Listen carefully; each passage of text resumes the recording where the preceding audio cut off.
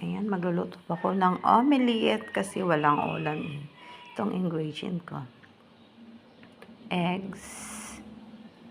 At saka yung cabbage na hiniwa-hiwa ko na maliit. Yan.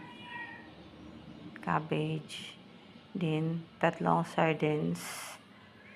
At saka yung sauce ng sardines ay hiniwalay ko na sa kanyang laman. Nagisa na ako ng bawang at sibuyas. Ayan, kailangan lang ay lutuin natin ang sibuyas at bawang para mabango ang kanyang aroma. Ayan. So, ayan, nilagay ko na ang cabbage sa aking ginisa-gisa natin at dinagyan ko ng seasoning. At saka inilagay ko na yung sardines.